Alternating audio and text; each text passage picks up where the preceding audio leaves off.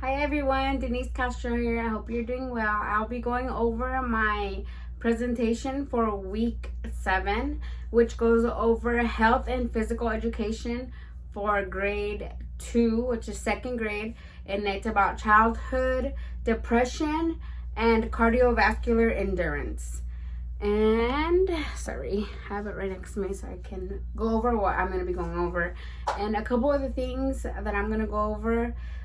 In the second slide is the introduction, and it will be going over the following, which are the physical development of a 7 and 8 year old, which is typically the age a 2nd grader is, and exactly what depression looks like for a 2nd grader, as well as what cardiovascular endurance is, how it can help you in your life, how it can help the children, what we can do as teachers to help the children as well, and what are the challenges us as teachers face when it comes to helping a child who has depression, and as well as why it is so important to be aware of the signs that we need to look out for in children who do have depression as well. And so the third slide is physical development in a 2nd grade student. And when they're around 7 and 8 year old, they're more aware of their surroundings, as well as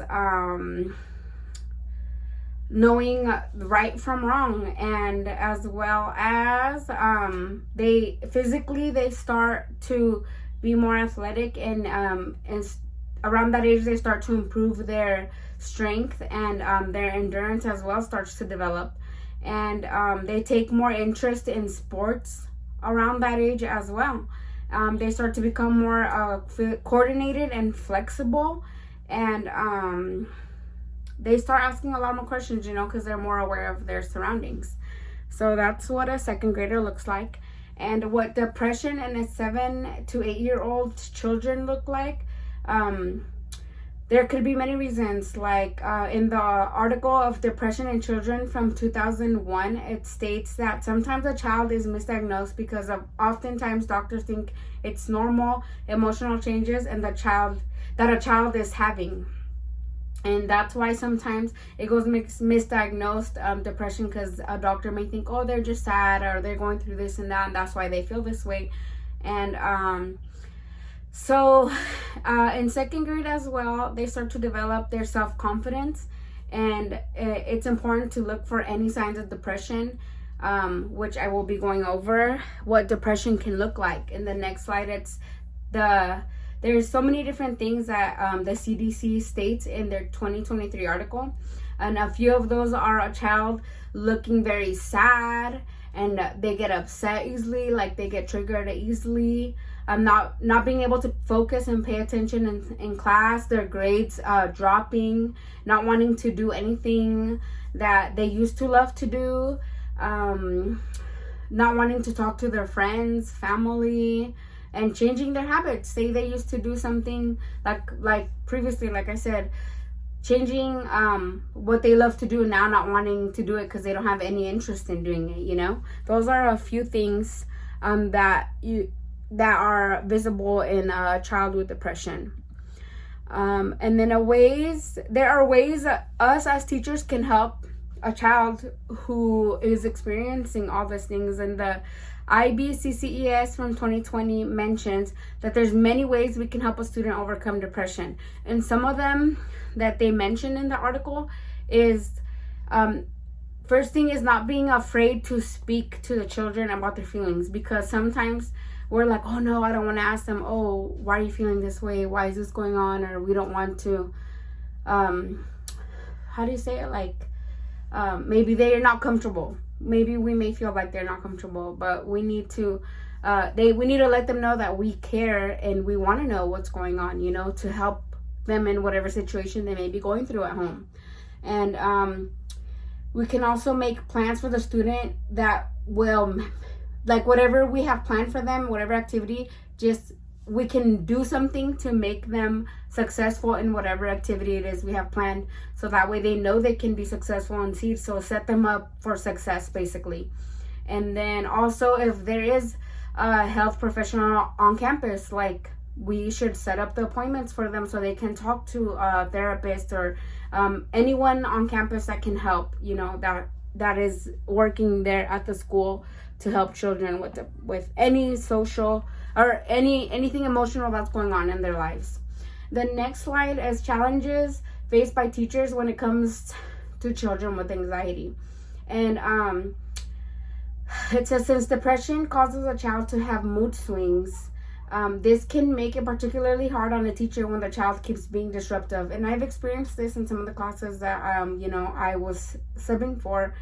Some kids, they will be disruptive, and it makes it hard for you as a teacher to be able to focus on the rest of the class when one is distracting the rest. And I think that's like another sign, that something's not okay. And not having good support from other staff can be troublesome if you feel like you're alone in helping a child with depression. So if you feel like you can't reach out to your staff, to the other staff, your coworkers, then, who can you ask for help? If you can't even ask your coworkers, you don't feel comfortable, that can be a challenge for us too. And if a teacher yourself, if say I'm going through depression, how am I going to help someone else with depression if I'm going through it myself? And those are some struggles that challenges that a teacher can face at a school. So the next section is on cardiovascular endurance. What is cardiovascular endurance? The Cleveland Clinic mentions that cardiovascular endurance is a way to see how a person's physical fitness is, and it's also known as aerobic fitness. How well your lungs and your heart can support your oxygen levels while doing high intensity workouts is what cardiovascular endurance is. And why it's important, there's many things. It's beneficial to our health. It can make you stronger. Having good cardiovascular endurance prevents many health problems, and as well as to keep a child to be able to keep up with their physical activity. If they have good cardiovascular endurance, they'll be able to keep up with all the activities that you may have planned for them. As to someone who doesn't have good cardiovascular endurance, it's going to be hard for them to keep up with any activity we might have them do during PE.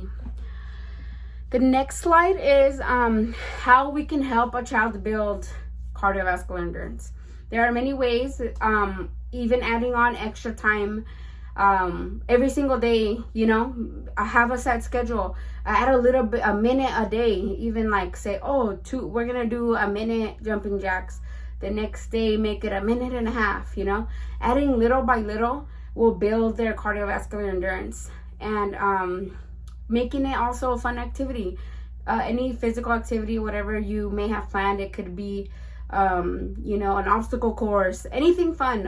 In this section you're gonna do sit-ups, in this one jumping jacks, in this one push-ups, anything every day. Make it different. That way the different activities, they don't get bored doing the same thing, will make them want to exercise more.